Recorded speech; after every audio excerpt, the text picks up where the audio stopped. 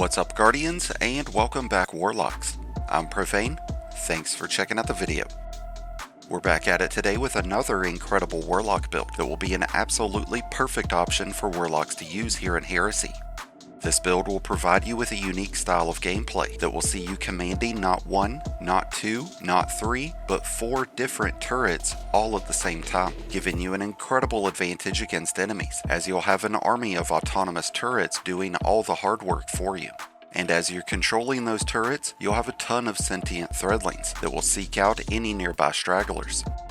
We will be turning to the Prismatic subclass for today's build, and we will be utilizing the benefits of 2 extraordinary exotics, the Getaway Artist and the Finality's Auger fusion rifle. The Getaway Artist has been a dominating option for Warlocks ever since the introduction of Prismatic.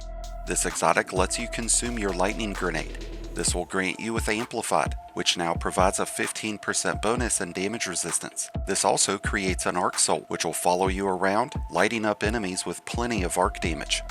We will have the benefits of bolt charges with this build, which are large arc explosions that deal out a considerable amount of area damage, and by using arc souls, we'll be able to easily build up the necessary stacks for those bolt charges, giving us a significant advantage when it comes to our efficiency at crowd control. The Finality's Auger is one of the newer exotics for Heresy, and it's available from the Sunder Doctrine dungeon. This new heavy fusion rifle lets you create a resonant turret, which is similar to what subjugators use. This will continuously fire out solar projectiles at nearby enemies, and once you've created one of these turrets, you'll be able to target enemies, which will cause the turret to deal out even more damage. So that's now 2 turrets that we'll be able to control, and because we are using the combination of the Helion and Bleakwatcher aspects, we'll provide ourselves with a Stasis turret whenever we consume our grenade, and we'll grant ourselves with a solar turret whenever we cast our class ability. The Stasis turret will be created in addition to our Arc Soul. This will effectively slow and freeze nearby enemies, which will make them much easier targets for the other turrets to hit. When we activate our Rift or our Phoenix Dive, we will generate the Helion turret.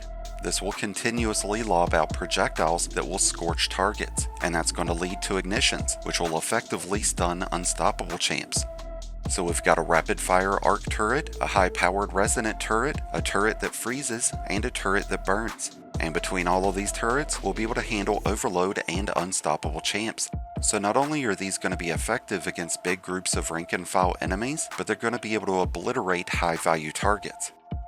We will miss out on the benefits of Devour, since we aren't utilizing the Feed the Void aspect, but we'll be able to increase our survivability through the use of the Faceted Purpose fragment. We will predominantly be using Song of Flame, but when we need extra damage, we'll be going with Nova Bomb. So by using Faceted Purpose, we'll trigger either Restoration or activate a Void Overshield whenever we collect an Orb of Power. We could also throw on the Recuperation Boots mod, so that Orbs of Power would provide us with 70 health points, further improving on our ability to stay alive in more difficult content. And if we really needed it, we could equip a solar weapon that drops with Heal Clip, like the Aberrant Action Sidearm. With Bleakwatcher turrets inflicting slow and freeze onto enemies, we can make use of Facet of Courage. This will provide all of our light-based abilities with a 10% increase in damage whenever used against enemies who are inflicted by a darkness debuff, and this will include all of our turrets. Arcane Needles will unravel enemies, which would provide us with a secondary source of triggering a darkness debuff. And by using Facet of Dawn, we would be able to grant ourselves with a 20% increase in weapon damage after striking enemies with an Arcane Needle. This would also provide all of our weapons with the ability to pierce barrier champion shields, which would then make us completely capable of handling all 3 champion types before even establishing what primary and special weapons that we'll be using. We'll gain a 15% bonus in damage resistance whenever we're amplified, and with the use of Faceted Protection, we'll give ourselves even more resistance whenever we're surrounded by enemies, and this benefit will strengthen when we're in our Transcendency, providing a 32% bonus in damage resistance when at least 3 enemies are nearby. We do have a total of 6 fragments to choose from with this build, so with our final 2 selections, we will be going with Facet of Awakening and Facet of Balance. Both of these choices are in the intent of maximizing our ability uptime, helping us generate Arc Souls, Bleakwatchers, and Helion turrets much more often. But another fragment that would be advantageous for us to use would be Facet of Ruin, which would increase the size and damage of shattering effects, and it would increase the radius of ignitions, which will be helpful for us on multiple fronts. With the addition of our new artifact, we'll be able to improve how quickly we're able to generate bolt charges. We'll have ways of improving strand, arc, and void energies, both in terms of abilities and in weapons. I mentioned at the top of this video that we'll have threadlings to add into our command alongside all of those turrets, and this will come primarily from the use of Horde Shuttle. This new artifact mod will cause threadlings to be generated whenever dealing sustained damage to unraveled enemies, which is another reason that we're using arcane needles. We could also include strand weapons that come with the Hatchlings perk to maximize on our threadling generation. And by using the Unraveling Orbs mod, our strand weapons will be able to unravel enemies after we collect Orbs of Power. Unraveled enemies already take continuous strand damage over an 8-second time frame, and now they're going to make little green rat babies for us too. Using strand weapons with Slice or Tear would be really beneficial for us, since this will reduce the outgoing damage of our enemies by 40%. A few standout strand weapons to use right now would be the Call Rocket Sidearm, the Scatter Signal Fusion Rifle, the Unsworn Trace Rifle, and the Adamantite Support Rifle. By using Photonic Flare, enemies who are severed or exhausted will trigger blinding explosions after they've been defeated with any source of arc damage, and that does include bolt charges and arc souls. But this does promote us to use arc weapons, especially those that come with jolting feedback and volt shot. But there's also those that come with Rolling Storm, like the Psychopomp Area Denial Grenade Launcher.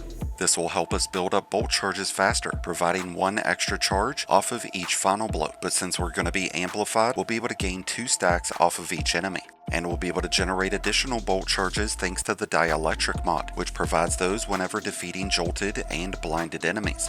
And because of the Flashover mod, our bolt charges will deal 150% increased damage. Another way that we'll be able to generate bolt charges is by stunning champions, and that's thanks to the Defibrillating Blast mod. Whenever we stun a champion, this will grant us with maximum stacks of bolt charges, and it's going to set off a bolt charge explosion right on top of the champion. This will come with the added benefit of jolting nearby enemies, which is going to instantly start building up more stacks of bolt charges.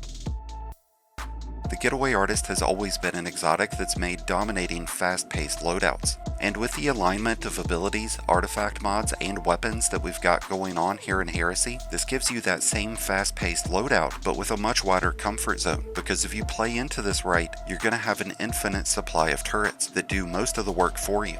All you're going to need to do is play back and stay alive. Focus on taking down high priority enemies, while the turrets, the bolt charges, and all the threadlings take care of everything else.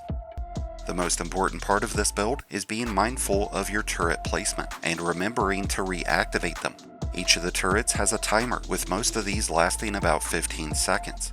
These can also be destroyed by enemies, so you want to get them into a good position to where they can be effective without getting instantly destroyed. You also need to be sure that you are consuming your grenades. If you end up throwing them, you're going to miss out on all the benefits that the Arc Souls and Bleak Watchers would have provided, which is the whole point of using this exotic. Beyond that, your class ability needs to be used early in your engagements. Using it too late will deny you of all of the Scorch and Ignitions that you could have created. Your primary function with this loadout is keeping turrets generated and using strained weapons to make threadlings. So if you're a Warlock who's in need of a strong and reliable build here in Heresy, or maybe you just got the Finality's Auger and you're looking for a good build to go with it, then this Getaway Artist build will be the perfect choice. And if you need any help setting up today's build, then be sure to check out the dim and Mobalytics links that are down below.